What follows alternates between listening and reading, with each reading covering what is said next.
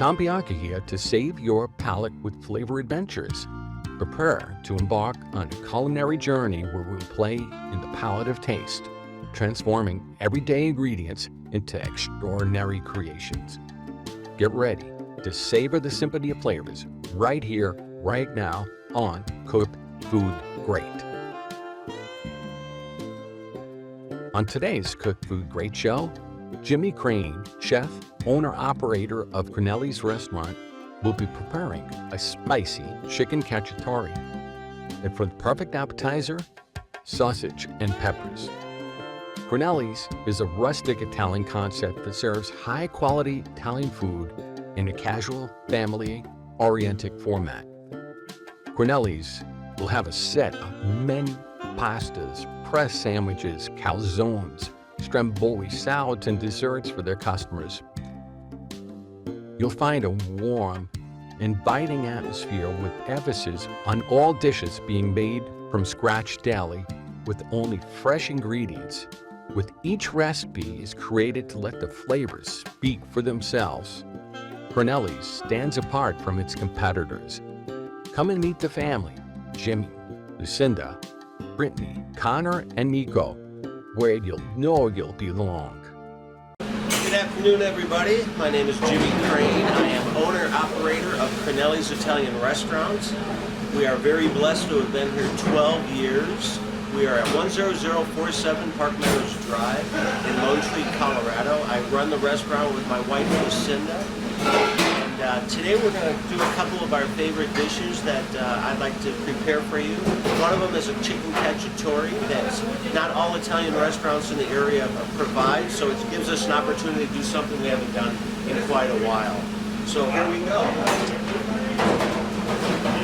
Cacciatore, we're going to start with a little oil in the pan. I want that oil to heat up a little bit because we're going to add grilled chicken to it and get a little sear on the dish. So we're going to come on over here.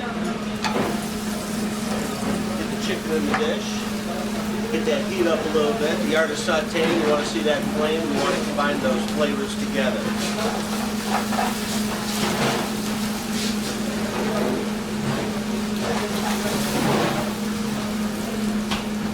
So we're just going to kind of slowly build the dish. You always want to start your dish off with your protein. Make sure that's nicely cooked. And then as that's going, we're going to move over here. And obviously with Italian food, you got to get some garlic in that dish. With the garlic, you want it to kind of open up, so that's also going to need that high heat to open up and to kind of bloom inside the dish and to roll through that dish as a whole.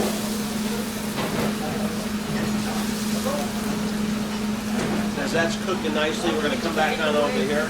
Cacciatore is a Sicilian dish. It's going to have a little bit of heat. It's going to have a little bit of tanginess to it with the vinegar, so it gives you both options to do. So we're going to add our confetti peppers, which is ready green peppers.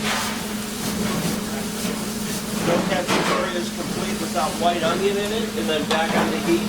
Like I said, we're going to kind of build the dish, so now everything's going to kind of get incorporated together.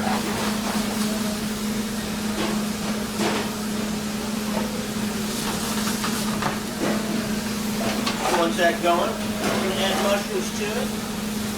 I like to add the mushrooms a little bit in the middle of the dish so they kind of sweat down a little bit and they don't get overcooked in the dish. Because you want to be able to taste every single ingredient and you don't want everything to get too soft on you.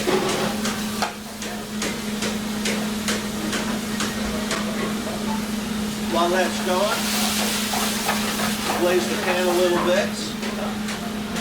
And at this point we got the garlic in there. I'm going to add a little bit of crushed chili red flakes. Not enough where it's going to be overly spicy, but enough that it's going to sit on the back of your throat and kind of wake it up a little bit.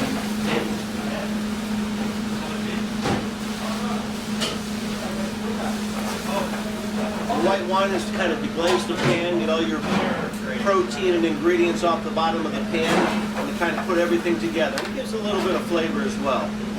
And no chicken cacciatore would be complete without a little bit of red wine vinegar. This is where that tanginess comes into play. Once again, not too heavy on that, so you get the combination of the hot, the spicy, and the tanginess together. That's getting nice and hot. I'm going to kind of come over here. With our cacciatore, I like to use a combination of the black and the green olives. And then once again, I put that in there last so it doesn't get too soft on us.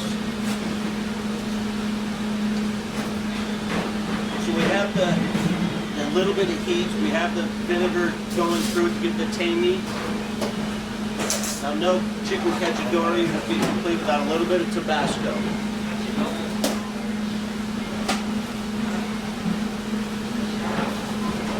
That's all cooked down fairly well right now. This time I'm going to drop my pasta. You don't want that pasta to be overcooking, so you just drop it very quickly. Incorporate our house red sauce.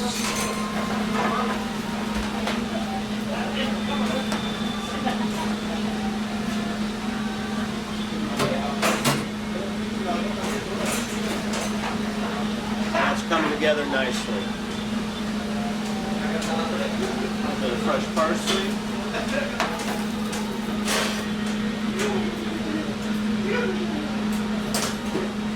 While that's finishing up, I pulled my pasta up and let it drain. We'll put it on a bed. With this one, we like to go with the fettuccine. It's a thicker white pasta. It holds the sauce very well.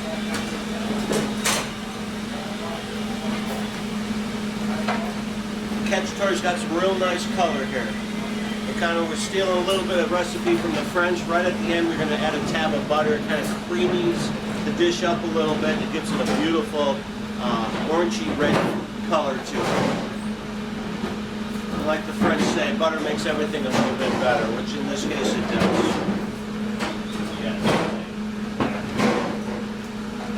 As soon as that butter heats up, reduces, we're going to toss the dish, and then we're going to sell it.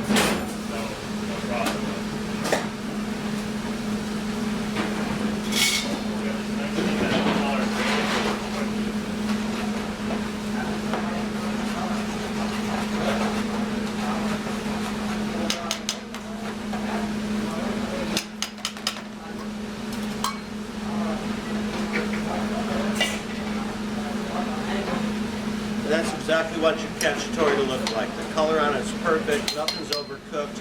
You see the nice grill marks on the chicken. We're going to plate that up.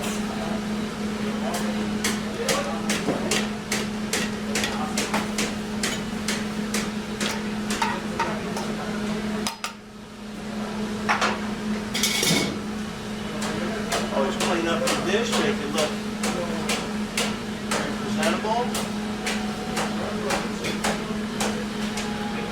Got to finish up the pasta dish with a little pecorino romano. And with our dish, to let everybody know it's got a little bit of spice to it, and a nice little pepperoncino to it. And then top it off, a little fresh parsley. That's our chicken cacciatore.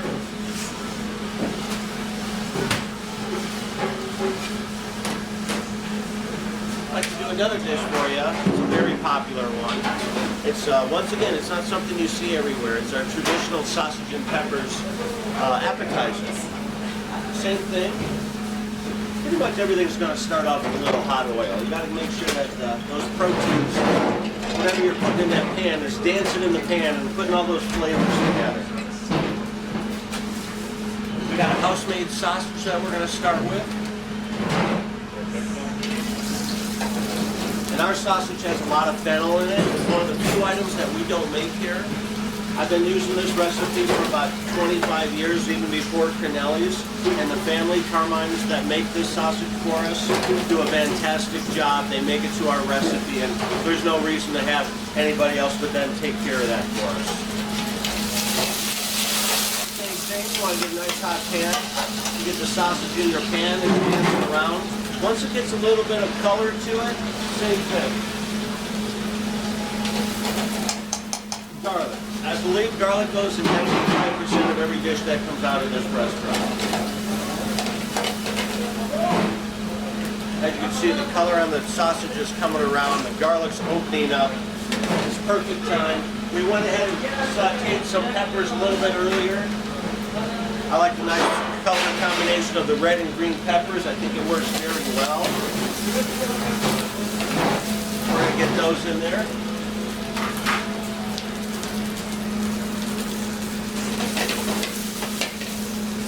This is a good appetizer for a table that wants to do some sharing. It gives you plenty. It's savory.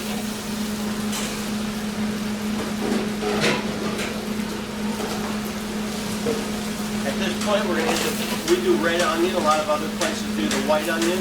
With this dish, I like to do a little bit of the red onion. I think it's a little bit sweeter than the white, and it works very well.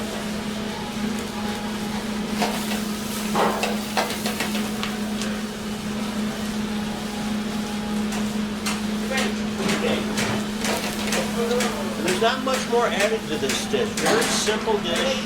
The sausage, the peppers, the onions, fresh garlic, oregano.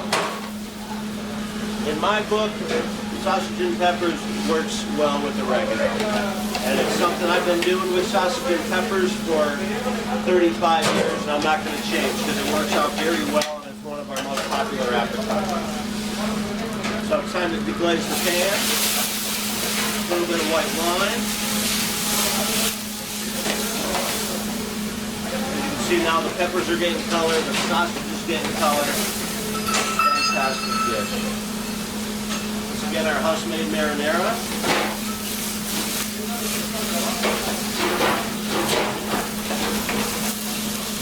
And it's not drowning in the sauce. With this appetizer, you don't want it to be a sauce-forward appetizer. You want all your peppers and your sausage and your onions to be the star of the show. And the marinara is just to complement it. Pinch of pepper, pinch of salt.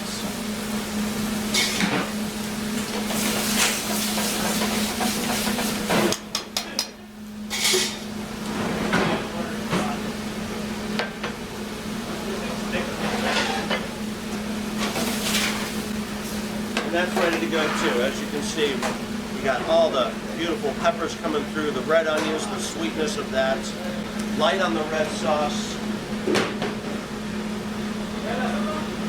And it shows very well. This dish comes in a boat. Once again, not much comes out of this kitchen without a good pecorino romano, fresh parsley. And what pasta dish would be complete? You gotta have a little bread with your appetizer. We got a couple of our crostinis, house-made crostinis. Kind of tuck those in on the side. And there you go. That's a sausage and peppers.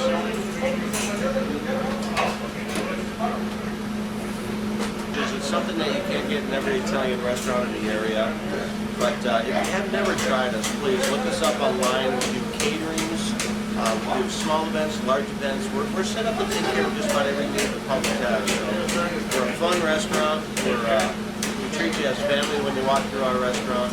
And I couldn't imagine doing anything else within my life. So. And I'm very blessed to have the crew that I have. I've had a lot of my guys here between 5 and 10 years. So it says a lot for what we're doing here. So we really appreciate you guys. Thank you.